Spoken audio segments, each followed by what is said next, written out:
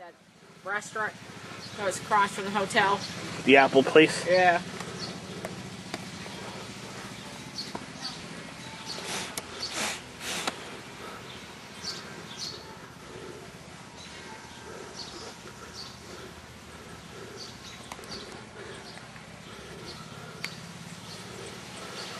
You brought that money, right? Yeah. 1,000 people through to see that, so it's pretty Wow. popular. So. Any questions before we hit the road?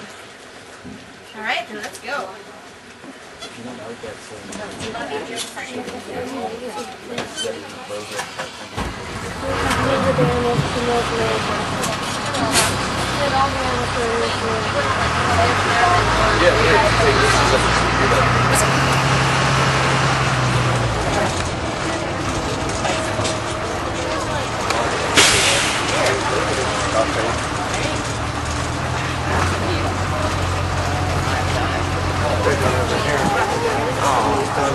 That's a baby bison. You guys don't mind if I lean a little bit? No. Alright, so here at our first stop. Now I already gave it away a little bit, but what do you think? Buffalo or bison?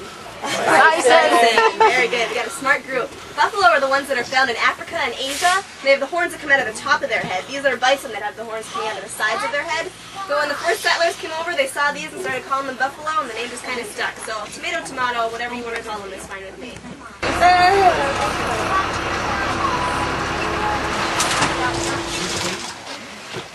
Right behind her. Some treats for these guys. Horse treats that they really enjoy. So the white-tailed deer is the state mammal of Pennsylvania. I mentioned the females are called does and the males are called bucks. And that little baby right there, that's a fawn. This is a good time of year for you guys to come. The fawns are born the end of May or early June, so we got quite a few of them around here. Because whenever they're born, they have no scent whatsoever.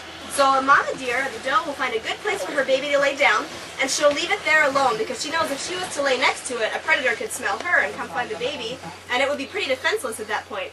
So if you're ever walking through the woods and you see a fawn laying by itself, just leave it there. Mama knows right where it is, and she'll be back to nurse it and check on it later. But she knows that's the best way she has to protect it. The first time that I eat apples, pears, mushrooms, alfalfa, clover, kind of their last choice of things to eat is grass. If there's nothing else there with blood vessels around them and a layer of skin, and if you look at them right now, they look kind of fuzzy or soft. They're covered in a layer of velvet. Now at the end of the summer, those antlers go through a process called ossification. And that means that they turn into bone. These are our elk. Now elk are very closely related to deer. They're in the same scientific family, the Cervidae family. Elk can reach about 1,000 pounds, whereas a male white-tailed deer, a buck, can only reach about 300. So there's a pretty big size difference. Another difference is their lifespan. The elk can live in power from 1927 until 1943. At that time, we hooked onto the local electric lines. The range that comes through this part of Pennsylvania is the Appalachian Mountains.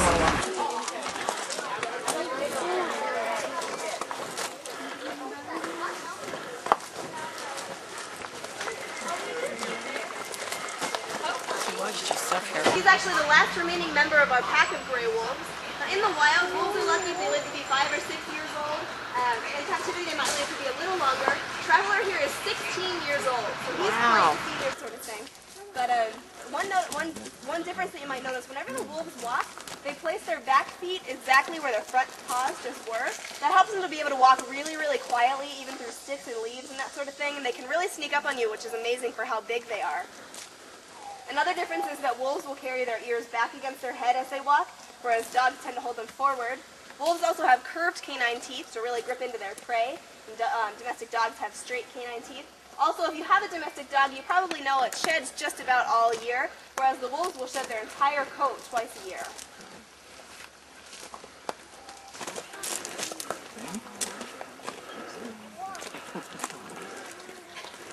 Marking his territory. Yep. So here we feed them, they get raw chicken, and they also get a dry dog food that is grain-free. But anything that gets into their pen is also fair game. We also often see them chasing around little chipmunks and that kind of thing. Actually, a couple of weeks ago, a traveler here caught a turkey, so Thanksgiving came a little early for him. So he...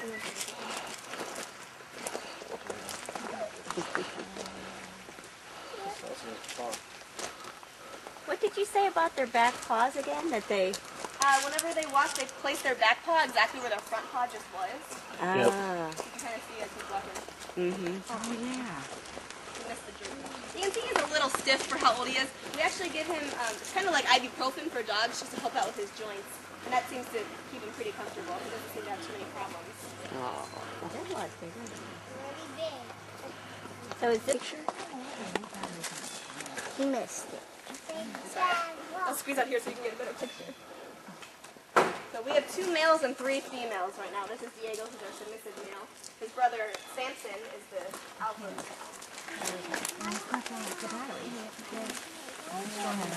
Got the wrong kind.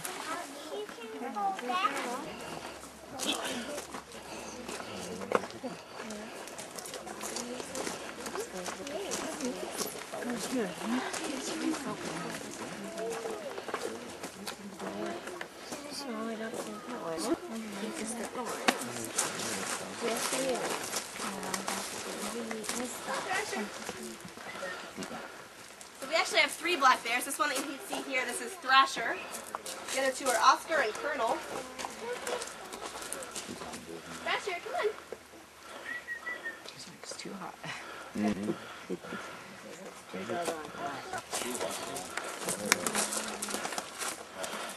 We do have a special treat for them.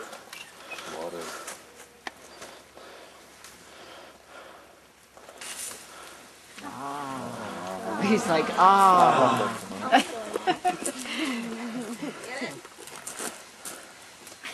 He doesn't even seem to notice, does he? He looked. Did he? We'll leave it on for a little bit. See if he-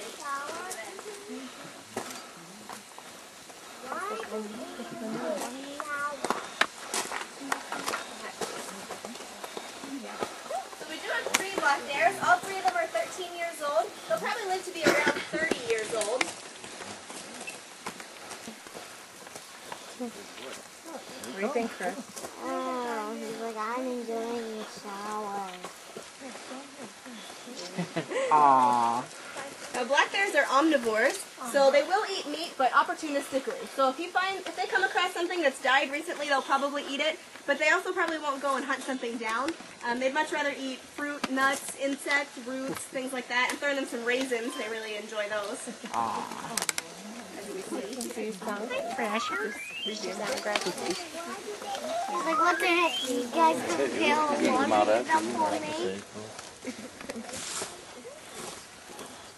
Now, the baby bears are born in the winter while the mother is still sleeping, which, yeah. Do you have any questions about the black bears? Yes. We have 3. The other 2, there's a den area that you can see sticking his nose into here where they can get out of the sun. It looks like the other 2 must be in there right now.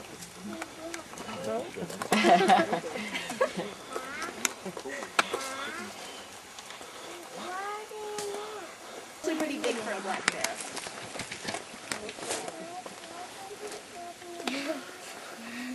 With that water bowl, it automatically refills itself, so he's just waiting for it to refill to splash it out again.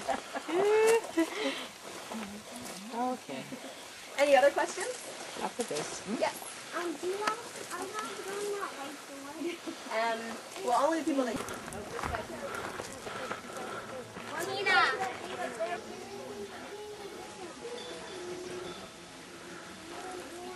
Some of money. So a lot of people made a pretty good living just by going out and hunting cougars. And at that time they went into... Today people tend to realize that if you take the major predator out of a food chain, the whole food chain starts to crumble. And whenever the cougar numbers started really going down, the white-tailed deer numbers really skyrocketed. And there were so many of them that most of them were... See both of them in there? Yep. Oh, okay. Here we go.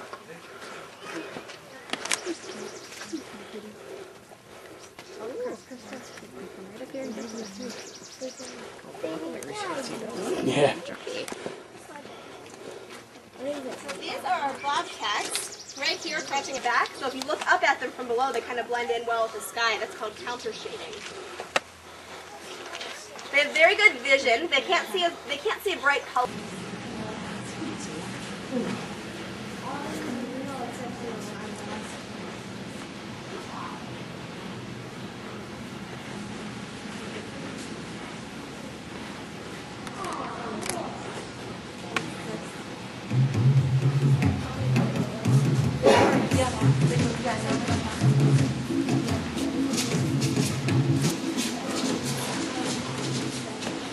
Welcome to Africa, the exotic animal museum at Penn's Cave Wildlife Park.